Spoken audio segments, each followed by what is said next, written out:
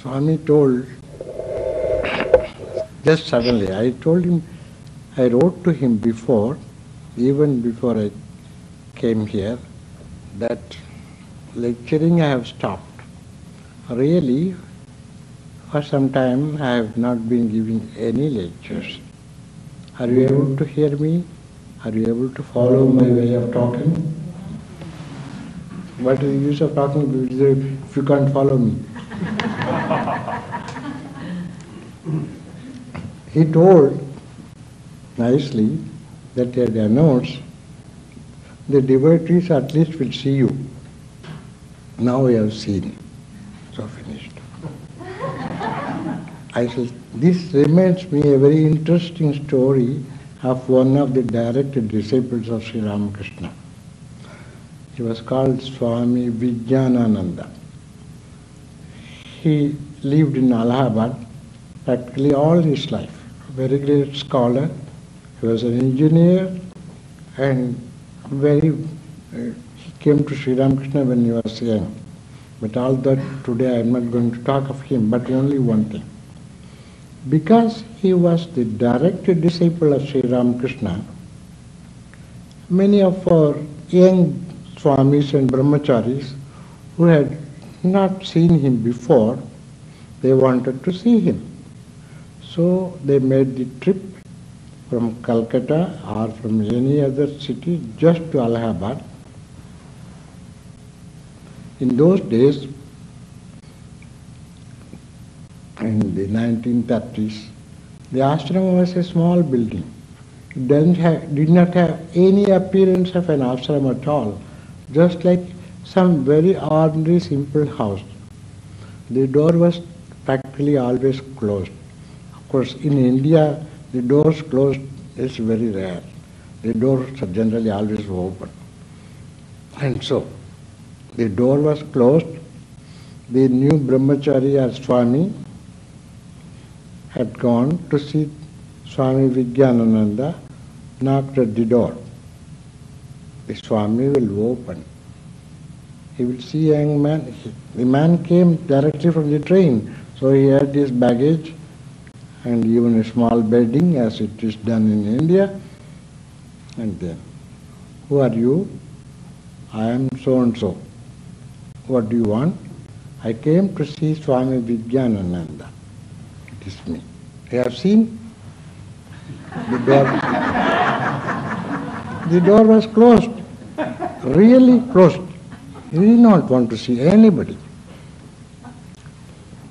When he came to Belur Math, because after all he was our Swami, he became the last direct disciple president. So we were all very happy. So we went to see him, but he won't speak anything. Just like that. His nature was very particular. Of course, it pains also. It may be funny, but for the person you remember who had travelled quite a distance to Allahabad to see him, and so you have seen me and the door is closed, you can understand the reaction of the person who went. We of course expect you for 1 hour here. They want to see you for 1 hour. No, I cannot send you away. You have seen me. Now you can go. You can talk even about Swami Vijnananda and other direct disciples. That would be a good idea. Instead of Gita and other things, often we are talking. Tell direct disciples. Swami Vijnananda, they have started to tell more than others. You see, I had a great difficulty in knowing the direct disciples. First of all, when I went there, it was 1932, more than 50 years ago. There were still some disciples alive, and I was practically a very raw hand. At that time, I was in South India, did not know ABCD of the Bengali language. I knew very little of the Ramakrishna literature. At that time, it existed very little. Now, of course, plenty. Compared to that time, now we have many books to read. In English, the gospel, old original gospel in 2 volumes. That's what I had read. And the life of Sri Ramakrishna and nothing else. No, of course I must tell Vivekananda's words.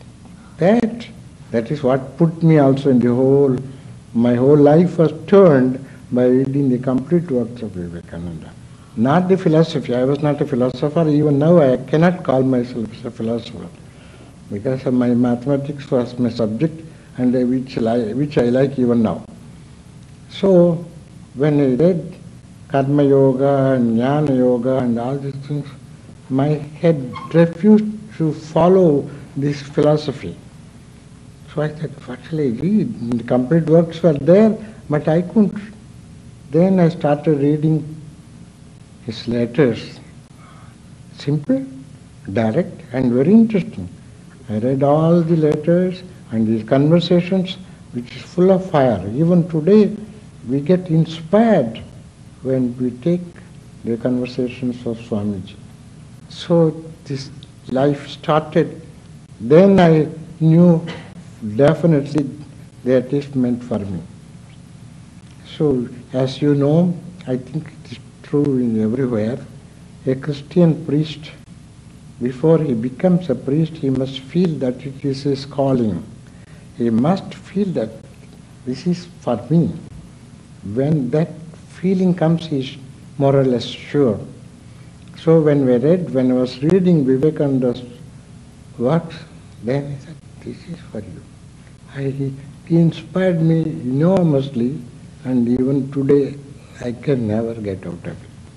Just 2 or 3 days ago we had the celebration of Vivekananda's birthday. In the evening, one boy put the question. That is what I am going to speak about. What is it which impressed you most in Vivekananda? It's a naturally very good question. Though he passed on before I was born, I had no idea how he was. But he impressed me first by his books, and more now, as far as I can think of, you have never seen anybody like him. Not in the physical appearance. You know, yours is a Vedanta society.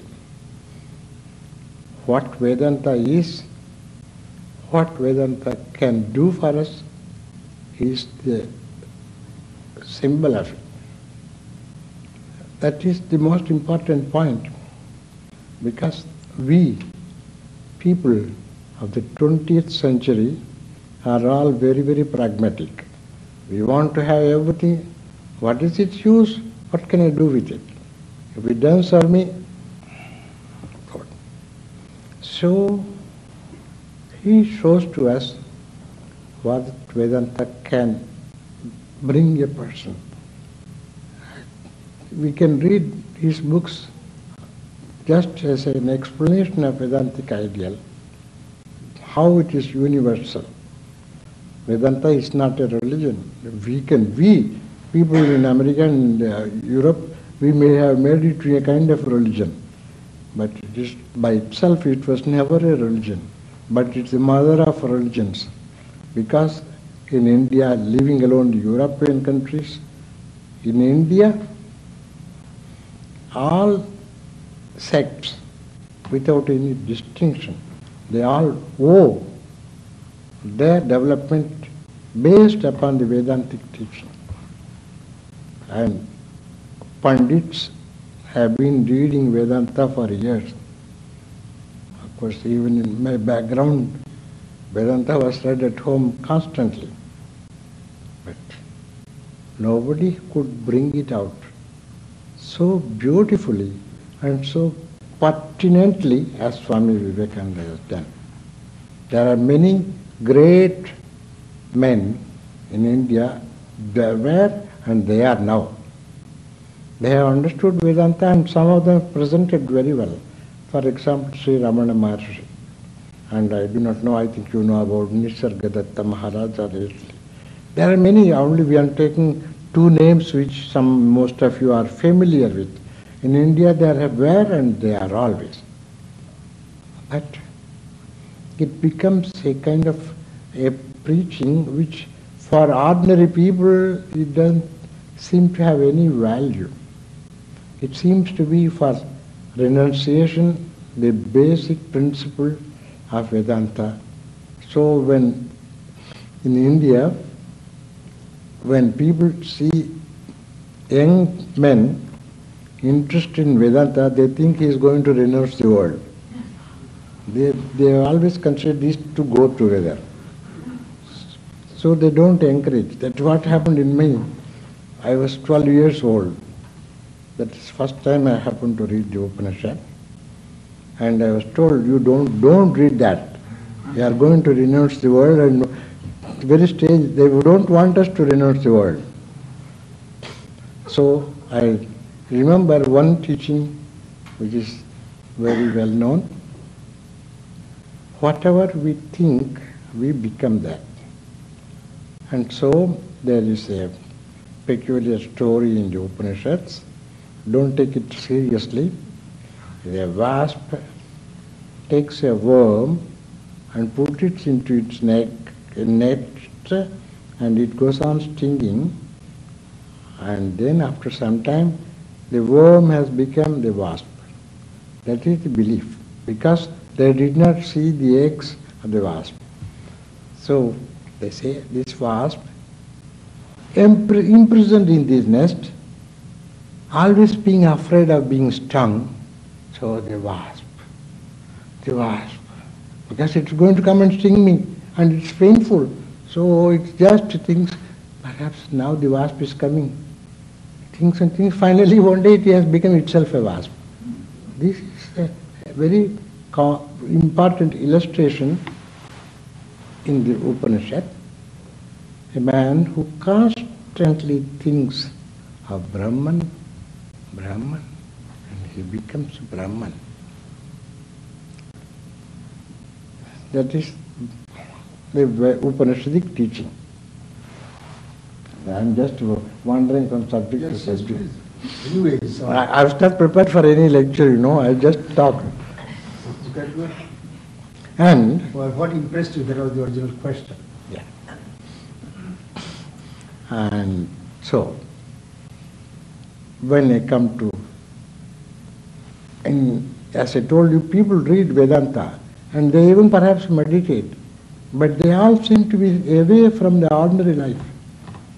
The utility or the value of the Vedanta in a practical life was never shown by anybody. When I came to Vivekananda, when I read, he is quite different. Though I have to make a comparison. Take Ramana Maharshi was a very great example with this question of who am I? I am. The so-called I is nothing. So finally it comes, the Brahman alone is everything. But in the case of Vivekananda, he never preached in that way. He was everything.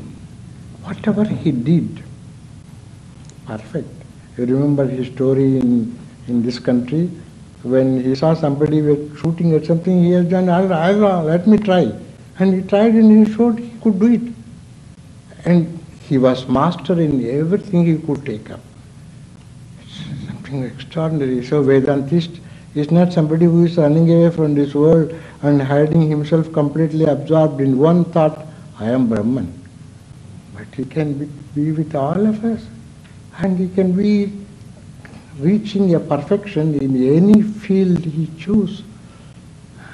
That struck me very much, because as I told you, we in this century, we want everything practical.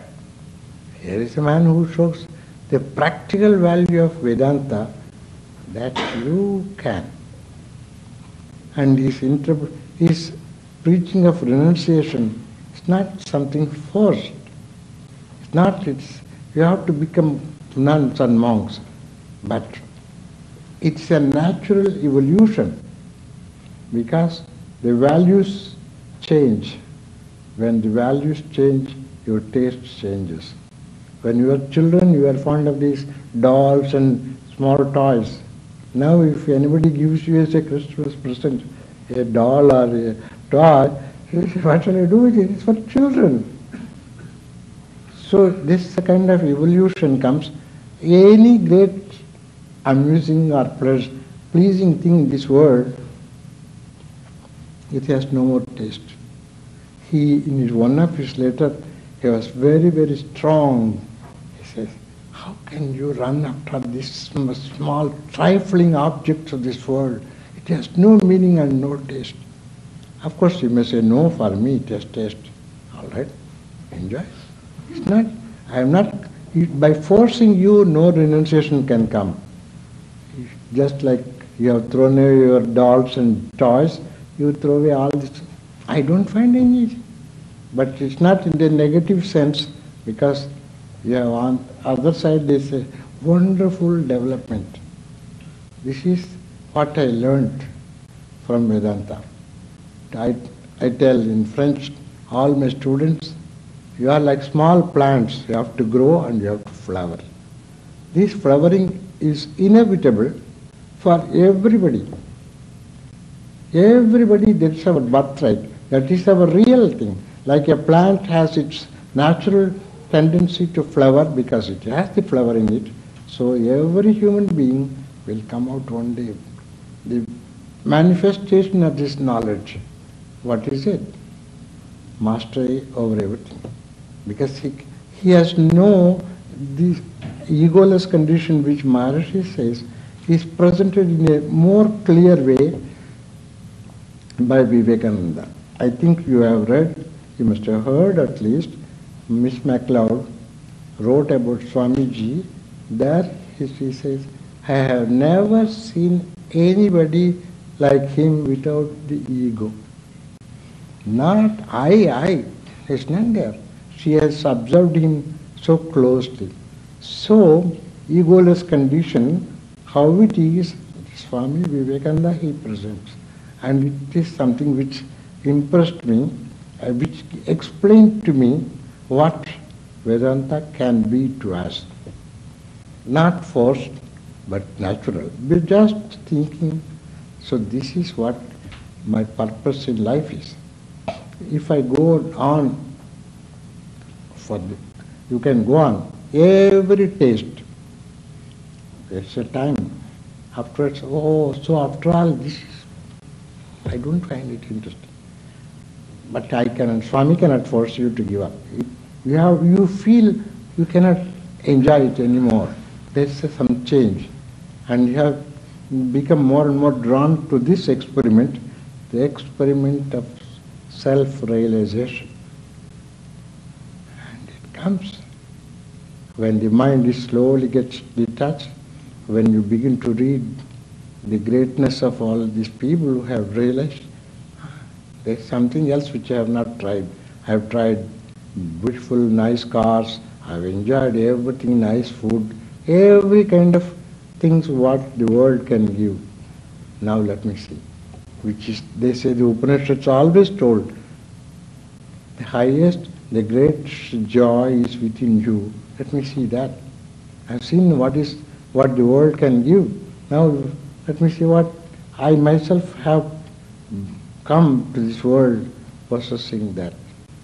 That is how I learnt really Vedanta from him.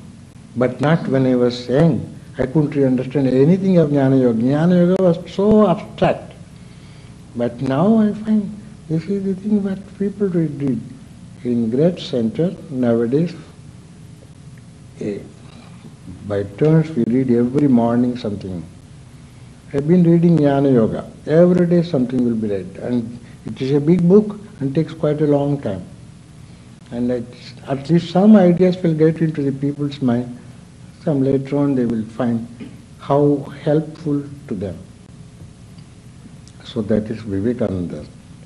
Now, the other disciples of Sri Ramakrishna did not preach in that way.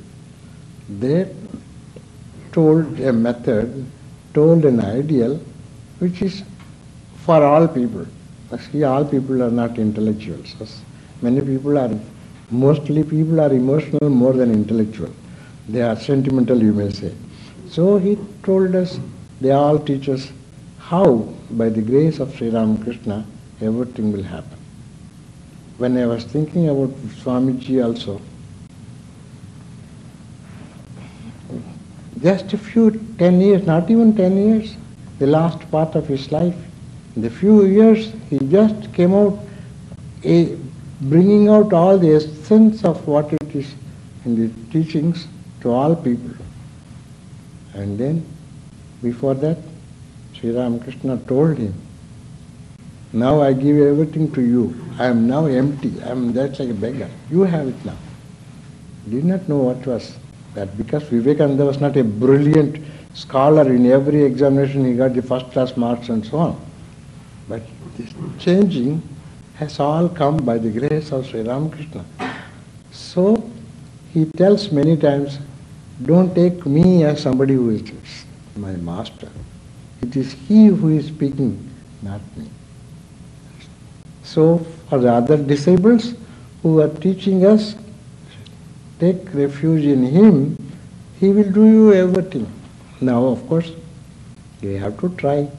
We have to try, and perhaps many of you have tried and had your own experiences to convince you that there is something happening.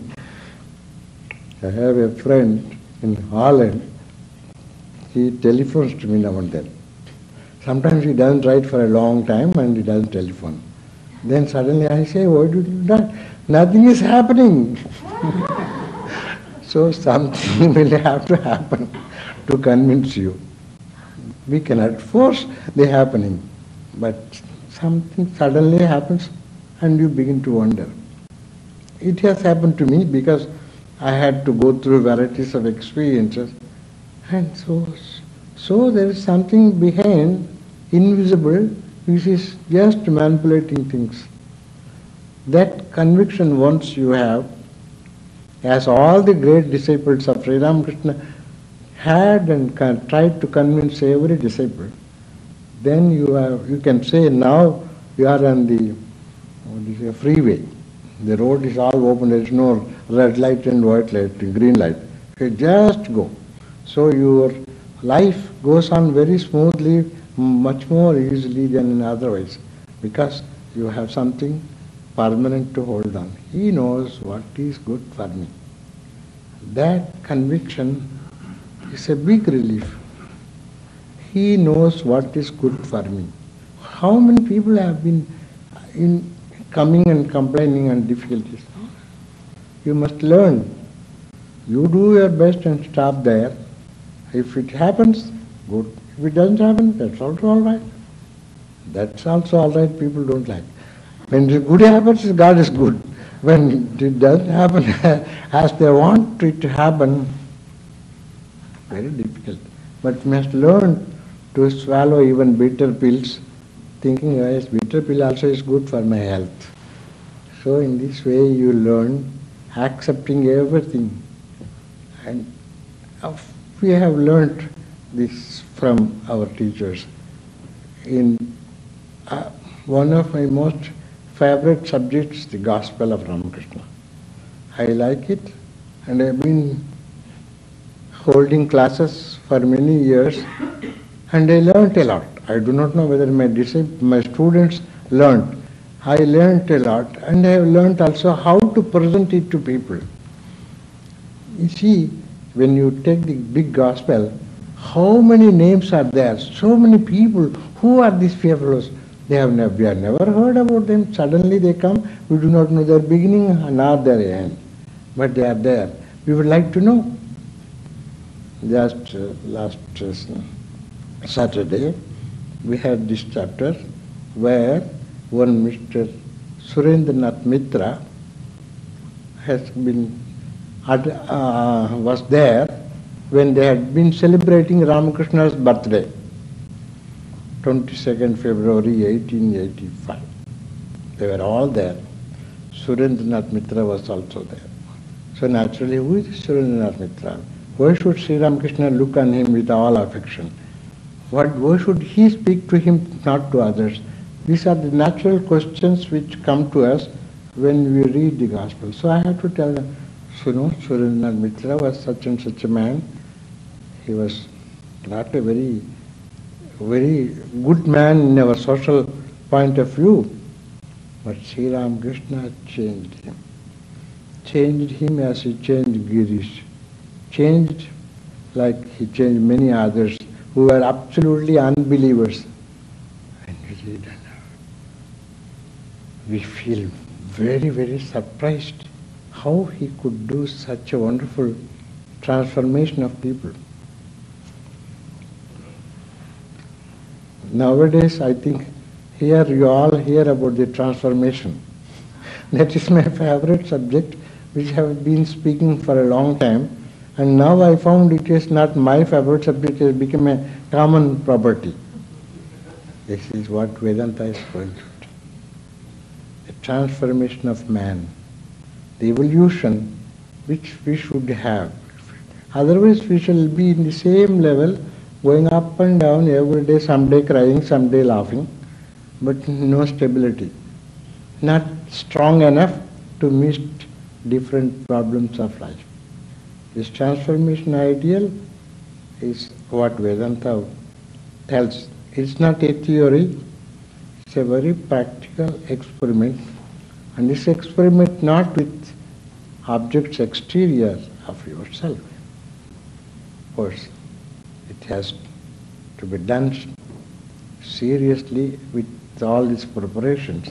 You may go by any of these different yogas taught by different teachers, but bhakti and jnana, these two are the important yogas taught by the disciples of Sri Ramakrishna. Now, you want to say anything? Please tell us something about You see, more than About Mahapurushman, she's asking a question. question should be asked, otherwise She has asked about, yeah, again? Could you please tell us something about Mahapurush Maharaj, about your experiences with him? Okay, I shall try, because I already began to tell you, I went there in 1932 when this few Why not disciples... follow the autobiography of a yogi? Your own life gradually you tell. That will be interesting. And as the others come in, that will be interesting. No, let me continue now, because I have already begun with 1932. And I went to Belur Math. I did not know really, after reading the Gospel and reading the life of Ramakrishna, it always seemed something bygone, old, last century stories. I was 1932, and this all in 1886, the last Ramakrishna passed on. And so I could not believe there was still somebody living after that. So when I went to Madras Math, 1930 or 31, they told me, you should go to Belur Math and see direct disciples. Swami Shivananda Mahapurush Maharaj is still alive, he is the president. That was a big surprise to me, because I had already put them all behind the last century. I could not believe anybody was alive. So immediately I go to Belur Math. It's a long journey. It was longer than this plane journey of Paris to Los Angeles, 2 days in the train. So yesterday I was thinking, I have traveled longer than this when I was going by train from Calcutta, Madras to Calcutta, or Calcutta to Madras. So long. So I come there tired and very hot. It was something which I will never forget, because it's a unique experience in those days. It was Belur Math was not grown up so big as it is now. It was but crowded with people. What a strange place I have come to. So many people, and what for? Anyhow, they said, now it is too late to see Mahapurush Maharaj. He is taking a rest, so you come in the afternoon. I was there with 2 more young men who were not joining the order. They were just to get initiation. So we all three went. He impressed me enormously. I don't know, he had something very unusual. Of course, these words I don't like to use at all, that is not my nature, but I have to say something, so I am using. He impressed me with something very shining. With a good smile, he greeted. He knew we were going from Madras, that is absolutely ignorant of Bengali. But he knew one or two sentences of Tamil, so he began to talk with us in those. He spoke only these 2 or 3 sentences which he had learned. It's very kind of him to try to make a bridge. But of course he spoke English. We spoke to him. At that time he was very weak. He was sick. He was in 78 or so. So just before he was able to walk, when I went there he could not even walk. He was always sitting in his bed. And so we went and saluted him, and there were always many people. Except English, any other Bengali was not at all understandable. So he was talking to them, I don't know, just we looking at his face. And if they all laugh, we also had to laugh without understanding. We couldn't understand anything. But I was there for April, May, June. I was there every day, morning and evening. I went and saluted him. In his room, there was 4 pictures of the Divine Mother, and sometimes I talked about this subject. But my problem was always impossible to understand what was going on in that room. Though I was there, I did not follow. Of course, he received, he told, give me prasad, and he gave me the mantra to repeat, and all that. But personally, I had no personal contact as Swami Prabhupada had with Swami Brahmananda and other devotees. And secondly, I was so timid.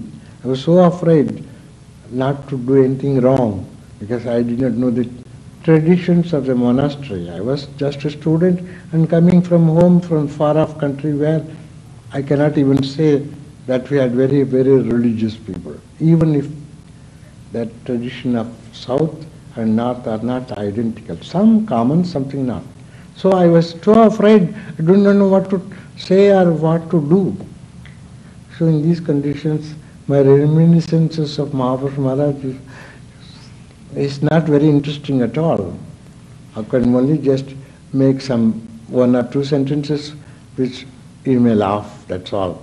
For example, he knew we were all vegetarians. On that day, evidently somebody had brought a fish to the monastery and they were talking about it. Today we are going to make a fish curry or something like that. Then suddenly seeing us, he said, he spoke in our language, will you eat fish? I said, no. Then he began to laugh and everybody laughed because he spoke in the other language, not in the Bengali. But he told, because he lived in South India for quite a bit of time, he knew our habits and traditions. The South Indian people must have yogurt every day. Therefore, their meals morning and evening, that is, the climate is warm and yogurt helps them quite a lot in their health. So he told the Swami in charge of the kitchen, every day he must supply me yogurt. So everybody is eating, I will especially a tumbler of yogurt for my food, as a part of my food. Other things I could not relish because cooking was different, the oil used was different. It takes time. If you go on, of course I don't know how you feel, if you go on changing from country to country and eating different things. I was in Sicily for about 10 or 15 days because I wanted to see the Etna volcano. That was one of my favorite things in the world. So I went to see Etna, and I was staying with the Sicilian friends. There, every day they use lot of olive oil, quite a lot. But I am not accustomed to eat it, but of course it was spicy and tasty. I'm just telling, if you are not used to one kind of food, when it takes a long time to get used to it before you can relish it. So I began to lose a lot of weight, staying in Belur Math. After 1 year, living in north of Bengal, but of course Bengali food, eating, I became completely used to it. But anyhow, the Swami was kind enough to arrange what was necessary for a person coming from a distant place. One more thing which is very remarkable about him, he is out and out like every disciple of Sri Ramakrishna. They were in the bodies, but the whole spirit was given to Sri Ramakrishna. When he had his room in the second floor according to you, so from his room he can see the first floor. There were some dogs.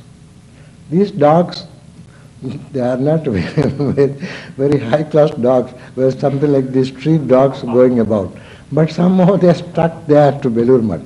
There are half a dozen dogs. And every day he must give them food. Some small biscuits here, and he will throw them, they all gathered round to eat the biscuits. And then he would say, for these dogs, I am the master. For me, the master is there, showing the shrine room. He is my master. It's an example which everybody can easily understand. They see these things so simple, but at the same time full of meaning. I am here as the president of the Ramakrishna organization, but I am not myself. My master is he. Every now and then this will come. This is what we learned from the direct disciples. They all of them, Swami Turiyananda, Swami, everybody who was with him. One more person whom I went to see was M, who wrote the Gospel. That was something very much impressive to me, though I was very short time. Though it was, he was having many people, and so the talk went on in Bengali, and I had just got to Bengal not understanding a word. I was there for about half an hour or 1 hour. Then we wanted to salute. You won't accept, you are becoming a Swami, how can you salute me? But I had not become a Swami, just a student, I have come to see you. He was very, very kind. There was something, he was a tall, very handsome man. The photos is nothing. I have seen the 2 or 3 photos available, but he was quite different. When I compare what I saw in the photos, I feel this is not a real mine not tall. With a long beard, he was like, to me, a rishi of the old tradition had come back to life. He had been working on the last, the 5th volume of the Gospel of Ramakrishna. Day and night he worked with one Swami, and so that is how I went. And that is the time I saw him. We went there about 4 o'clock. He had his own small shrine. He had puja and he had some offering, and so he gave us some prasad, and then we spent about half an hour or so. Then we had to return to Belur Math, far, far away, so we went away. But the impression he gave me remains always, because his softness and his devotion. And then of course I read whatever was available about him. This is the magic of Sri Ramakrishna. how he handled different people, not using big scriptures to teach, but simply by love.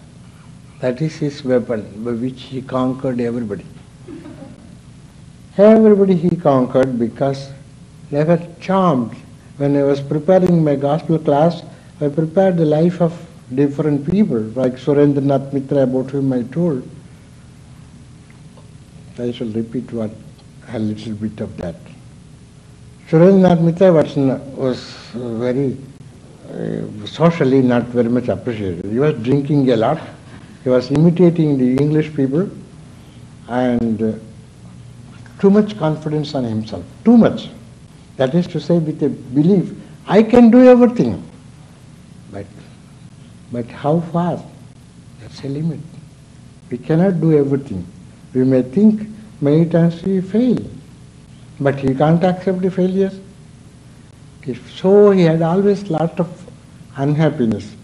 I wanted to do that, it did not work out. I planned this thing, it did not materialize, and so he was very unhappy. And then his friend Ramachandra Datta and Manmohan Mitra, two other friends, they came. I say, oh Suren, come on with me, we shall go to Ramakrishna. Ramakrishna?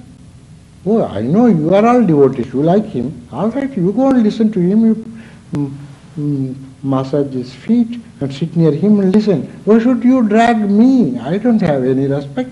I don't know him at all. Ah, Suren, come with us, at least for our sake. He was not willing. You know what he said? Very unpleasant.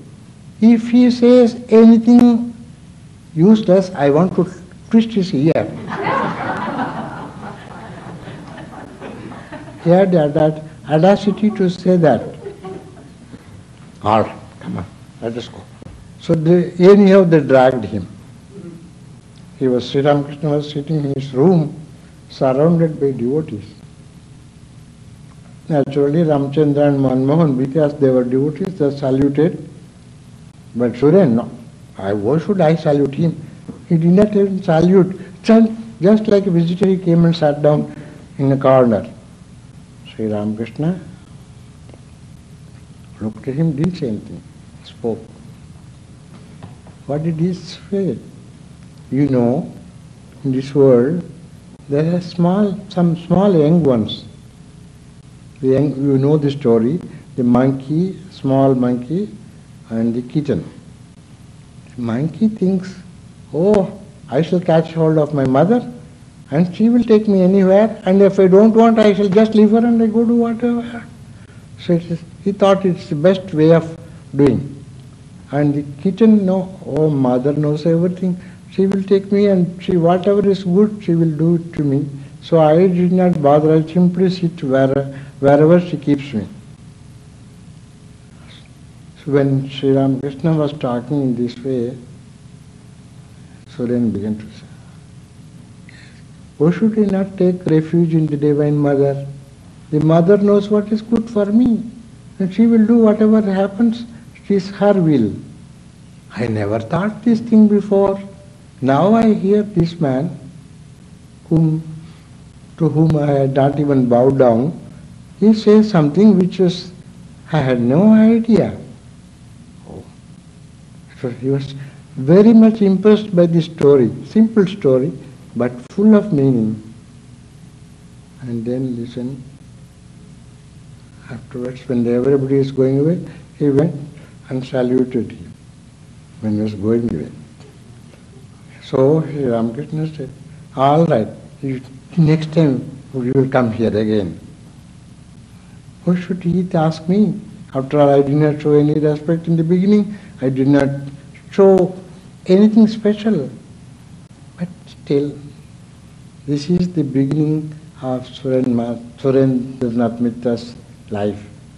Then on the way back, he told his friends, you see, I went there, I wanted to twist his ears, but I am coming back with my ears twisted very well. So he felt so changed once for all. And it's beautiful. He is a very emotional man. And Sri Ramakrishna has changed his life so beautifully. It's very touching, very proud also. I must tell one more incident which impressed me. He was one day sitting there. He used to be so fond of Sri Ramakrishna, always invited him to his house. He did everything. He used to spend money like anything for Sri Ramakrishna. And then, when he was there was one disciple. Oh, this disciple is very wonderful. I have been spending so much money and doing everything. He doesn't tell me he is good. And after all, I am no good. When this thought came, when he went home back, enough of Ramakrishna, because he did not praise me, but he began to praise the other disciple. So he stopped going. 1 day, 2 days, 1 week, 2 weeks, so many days have gone by, he never went. Sri Ramakrishna asked the people, why does he not come? Oh, sir, I don't know, no, he feels you don't care for him. Oh. Still, he even changed his house because his Ramakrishna was sending people to call him. So he went to some other house, some other place. Then, one day, as it is the custom of Indian people, went to the Ganges for taking bath. He was taking bath in the Ganges. Then he saw a boat. Looking at the boat, he saw I know this man. That is Hriday, who was Sri Ramakrishna's nephew, who was to take care of him. Looking at Hriday, he was looking more. And the boat came nearer, and Hriday said, "Hey, Suren, do you know who is in this boat?" "Who?" "Ramakrishna." "Why? He's coming to see you." "Me? I didn't want to see him at all. I did not care to see him. And he, the great saint, worshipped by him, he is coming to see me." With all his wet clothes from the river, he got into the boat and fell flat before Sri Ramakrishna. And he was weeping. "Sir, excuse me, I had not thought that you are so attached to me. I was very jealous because you pointed to another disciple, that's a very good man. But with my eyes, with foolish eyes, I could not realize how much you like me." And so he changed. Afterwards, nothing. This relationship with Sri Ramakrishna became something very, very surprising. I again repeat now, Sri Ramakrishna's biggest weapon was love. With this he conquered people before, and I think even now he is conquering all around the world. What he does, I do not know. I have seen who had never heard something happens. I told when I came here earlier, this is something which I could not expect. But though you might have heard my story before, I shall repeat. We never do any publicity of the Ramakrishna Center. No. There is no paper addressing here also, Hollywood, they don't do it. But in Paris, to organize, it's a big affair. After all, it has nothing to do with Indian culture or Indian civilization, and Ramakrishna is nothing. But though Roman Roland wrote the life of Ramakrishna. So, one man who had bought a review, because the review was going down, and he wanted to make a big publicity, to make the review come up. So the first number, a very special number, should be published so that it will attract all people. Strangely, he had a friend who was a devotee of Sri Ramakrishna. I say, why don't you make a first number dedicated to Sri Ramakrishna? He did not know anything about Ramakrishna. Why? Is it such an important person? Yes, you should read it, man. You come with me, I shall show you. So he brought him to the center. And so we supplied all the materials necessary, photos, articles, everything was prepared, and the book was published. And That it must be a big celebration. Salle Pleyel is a very big hall in Paris. Very big hall, 30,000 people can come and sit there. And he arranged. Tickets were sold long before for this celebration. And so his book on Ramakrishna was introduced to so many people with a big celebration. Then I thought, this I could never have dreamt of doing, organizing such a huge meeting, making a big public arrangement with all these people coming. This is what I say, how as Swami Prabhupada always told me, Maharaj said, oh, you think you are doing? You are not doing. He is doing his work. You are only there to see, to enjoy and wonder how things happen, not by you. That is what we learn. He does his work. And so, by this extraordinary magnetism of love, he conquered, and he conquers even now. As you know, philosophy cannot attract all people. Too much intellectual work. Love, everybody wants. Everybody wants and do not get. It's all very often deception. But to get something from such an extraordinary man, as he is shown, it is capable of attracting people. So Ramakrishna's way of presenting Vedanta has this influence all around the world, everywhere. I was telling Swami about my visit to Brazil. Brazil, after all, comparatively, it's an isolated country. People cannot go much, and the language is a big barrier. But there is a Ramakrishna center, and people come to listen. I was there for many days, more than a month. Every day, please tell something, and they will all come. And somebody will translate. Of course, I could not speak Portuguese. And I was very impressed. There is a shrine room, they do the puja, they do the arati, and Sri Ramakrishna there enjoys a lot of fruits. Brazil is a country of fruits. Every morning, a big plate breakfast for Sri Ramakrishna is lot of fruits offered. And then they sing Khandana and Om Rim, all this. And in many obscure places where you cannot imagine. And then the same thing in Argentina, I went to a devotee's house. This must be very interesting. You don't see anything. They all have a cupboard. It's closed. They don't want to make people look at that Ramakrishna's picture. So it's always closed. But every morning, all these devotees who are disciples of Swami Vijayananda, they open this shrine room, they make pranam, they burn incense, they offer fruits, and they do morning and evening meditation. Who can say that? It's a miracle.